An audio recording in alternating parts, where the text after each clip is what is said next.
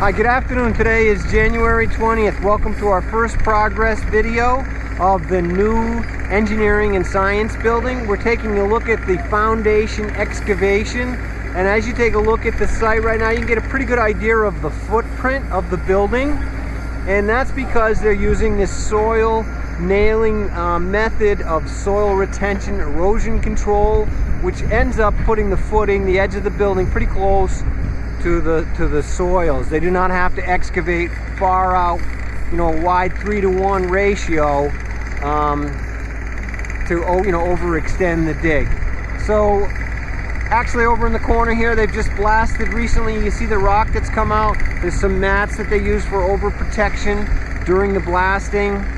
What you see over here, the little blue machine in the corner, and we'll take a closer look in a few minutes. That's a horizontal drill rig, and he's drilling horizontally into the bank. They put what they call a soil nail into the bank. They grout it solid, and then as you can see down in the corner, they put a little cap plate on it. Over in this area over here, you can see the mesh that's behind the cap plate.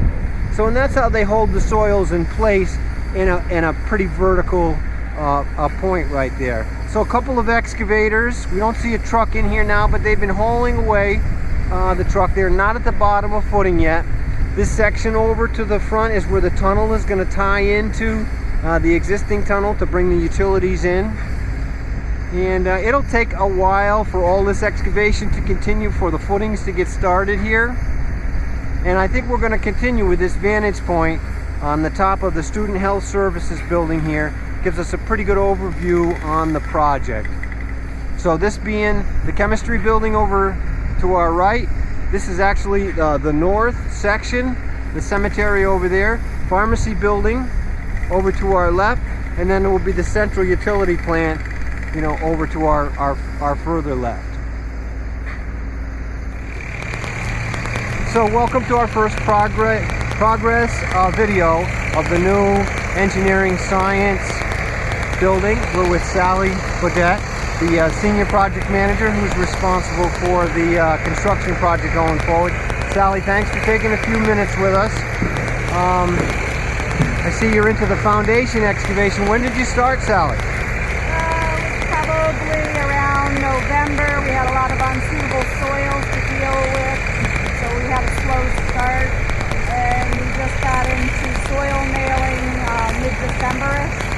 And right now we're trying to finish the mass excavation, but we know we have bedrock out here that we have to get rid of. So we're going through a blasting process right now. The vivarium right behind us, we're keeping a close watch on it so as not to disturb the breeding mice.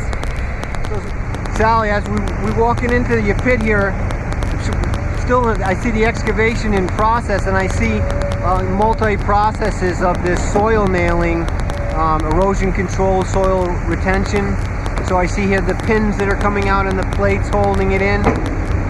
So yeah, we have a deep excavation here on site, and it's a very tight site, so we weren't able to bench the sides down, so the only thing left to do is do some soil nailing, which if anybody's ever seen home improvement project, it kind of looks like the interior of the swimming pool.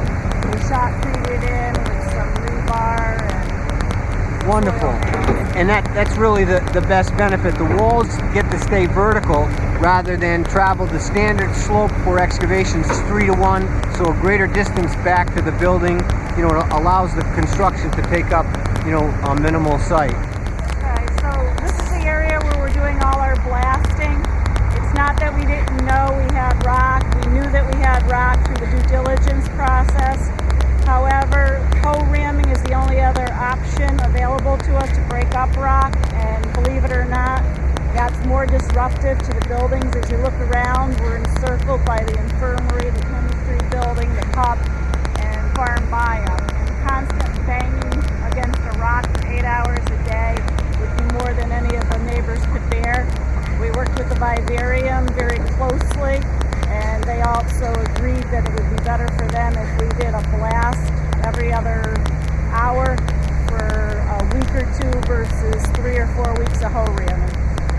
Yes, Sally, a lot of people don't realize, but the dynamite put in the right hole pattern which is pre-designed on the distance that separates the holes and the amount of charge that goes into it.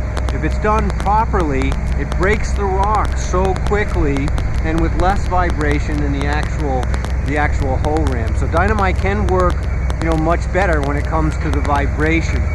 So as you said, Sally, there's monitors, I'm sure, all over the place, monitoring the levels. We have monitors in the cup because they have piping that's sensitive, and they have no issue. The vivarium, this is our second day of blasting, and we adjusted the charges a couple of times to get us within the right benchmark ranges.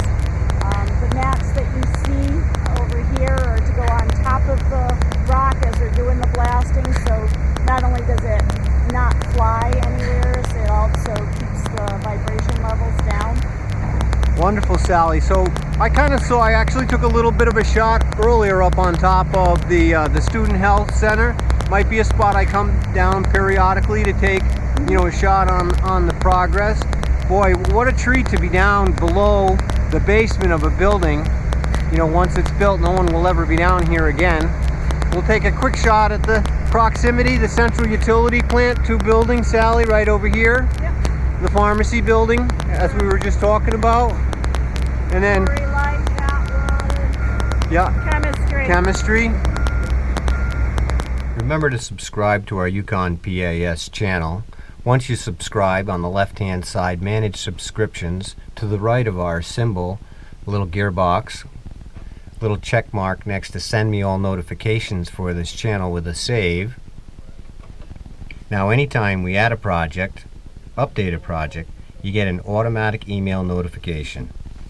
We thank you for your interest in our UConn projects. Have a great day.